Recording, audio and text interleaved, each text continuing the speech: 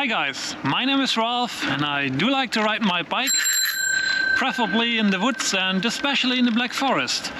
But during week after work, that's too far out from where I live. So we are going most weekdays in the evening for a ride in the suburbs, just to relax. Pretty much always same time, same route, same distance.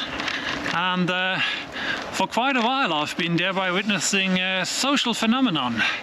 The search and collection of refundable cans and bottles, also known as canning in the US. Now this video will be about this phenomenon, and yes, it is special interest for sure. Maybe a few words why I'm doing a video about this subject. My educational background is in social sciences, and the canning of containers reflects questions of sociology, psychology and anthropology, and therefore I'm just interested in the issue and did a bit of private research for the last few months. So stay tuned if you're burning for the when, where, why and what of canning in Germany. But before we get started with today's tour, we have to lay out the bait. I will place one very obvious, and for the other one I do expect some fetching. So this is the hard one, and the easy one goes there. Okay, let's get started with today's tour. Why do people search for containers? Well, for almost all cans and bottles you're buying in Germany, you have to place a deposit. You will recognize such containers by this symbol. The deposit is 25 cents, and these 25 cents come on top of the price for the can or bottle you are purchasing, and you pay the deposit together with your shoppings at the cashier. All places in Germany that sell containers with a deposit are committed to return them and pay out the deposit. This is done in every large supermarket by a machine. In gas stations, in small corner shops, it often still works manually. But to answer the question, why do people search for containers? Well, the overwhelming majority, I guess, because of the money.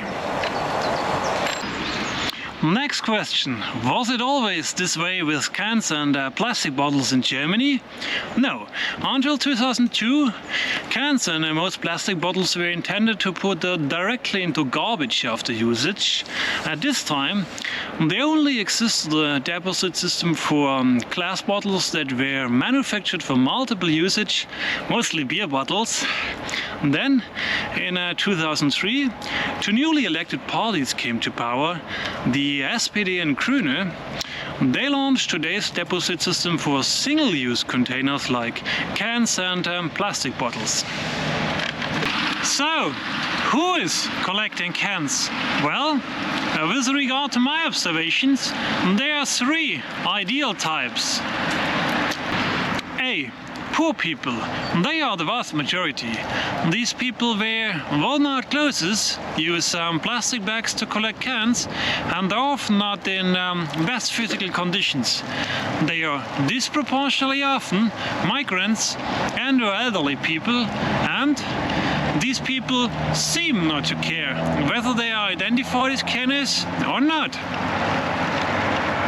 B. The Pro. The Pro rides a 3,000 euro carbon bike. He races from trash can to trash can, checking them for containers by a headlamp without even dismounting from his bike. Searching for cans is kind of a sport for him with financial benefits. The Pro also visits festivals and events for the single purpose of collecting cans. But nowadays, pros are rarely seen. I believe it's due to the deflation of the 25-cent deposit per can that wasn't raised for the last 20 years. So the return of investment per container constantly declined for the Pro. C. The Johnsons. the Johnsons are more and more replacing the Pro. These are lower middle class people that spot a can by coincidence, for instance while dog walking, and nowadays pick it up. I believe it is the rising economic pressure that created this opportunistic type of canner. Characteristic for the Johnsons is that they are so far not actively searching for containers, and that they are highly ashamed if they got spotted collecting a can or bottle. Now, what are the best places to search for cans? Of course, theoretically, there are odds to find them anywhere. Nevertheless, there are a few spots with higher chances to get lucky. A. The cross strip next to the busy road, where the anonymous driver throws his waste out of the window of his car. B. Public transport places, like this train station, best in combination with a vending machine or a food truck, where the traveler can buy the containers the canner is searching for.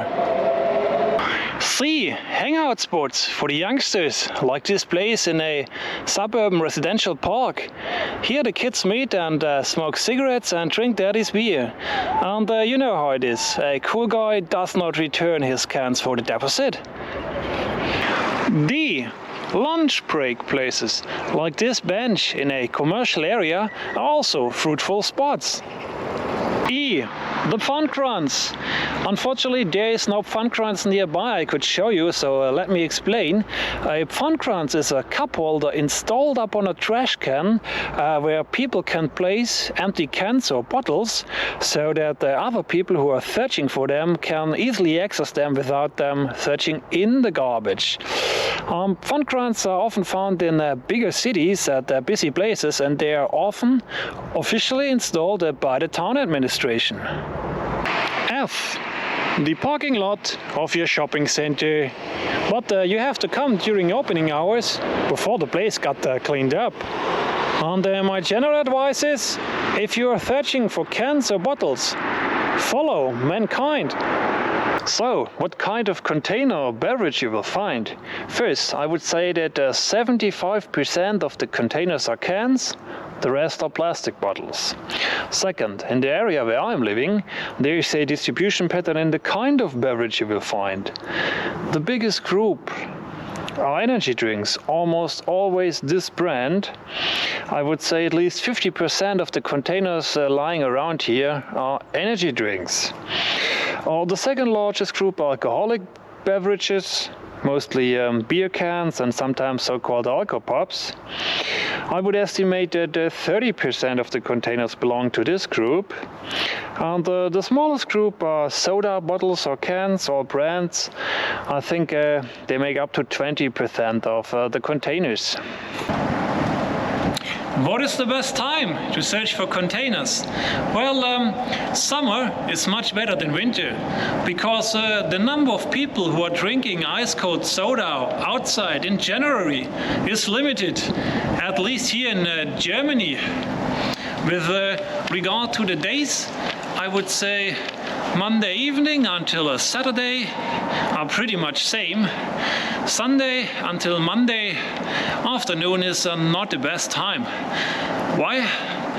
No employees on the street and no party people are rude. And days of national holiday are therefore also not to recommend.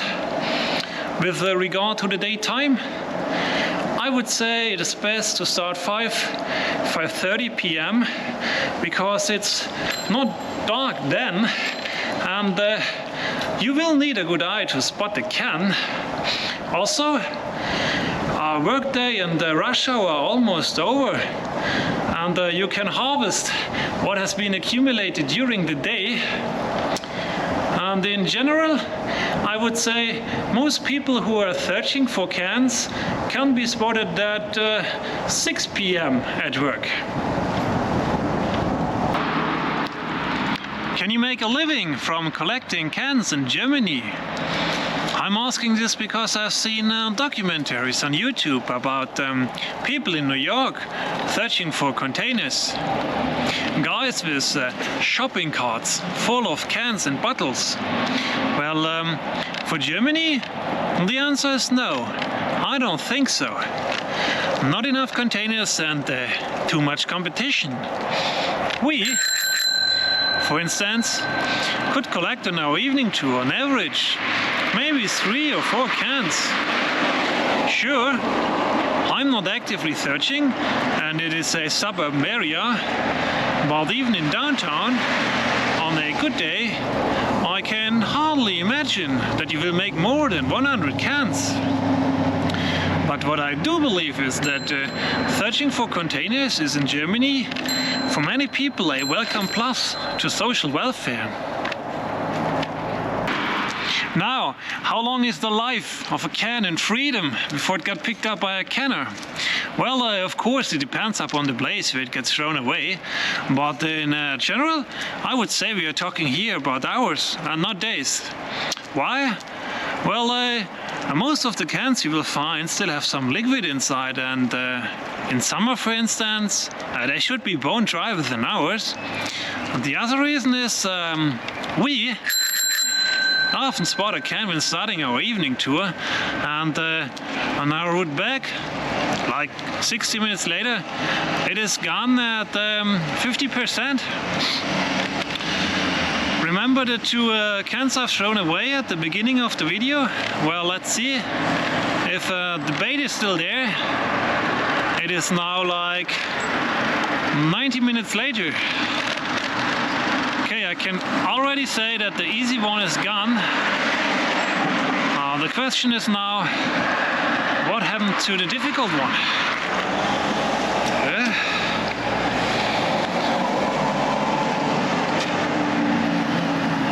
Okay, this one is still there, for sure. Well, therefore, I would say some Johnsons came along. Why is searching for containers often associated with poverty? Well, because its income is low, precarious, and you have to make your hands dirty. But there's another reason, at least for Germany. I told you at the beginning that the actual deposit system got introduced in 2003 by 2 newly elected parties. At the same time, these 2 parties made substantial cuts on the social security system and the welfare state in general. Therefore, searching for containers is in the heads of many people linked to the issue of poverty, and you can experience this in real life. I've just returned a few containers at the supermarket behind me, and the reverse vending machine asked me if I'm interested in donating the money to the local food shelter. What I agreed. This is my donation receipt. But the thing is here that a question like this would have been out of question in the old German social security system. Final question. Why do people throw containers on the streets? Well, you should not expect that, because you're losing money.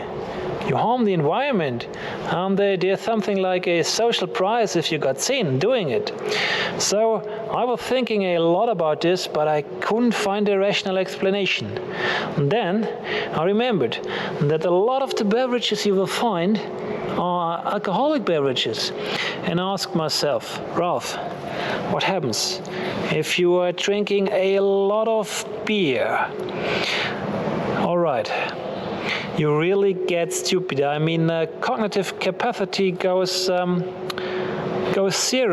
and this is the final clue for my explanation model. The amount of cognitive capacity explains whether somebody will throw containers into nature. Mystery solved. And this is where this video ends. Thanks for watching, guys. I had a good time doing this video.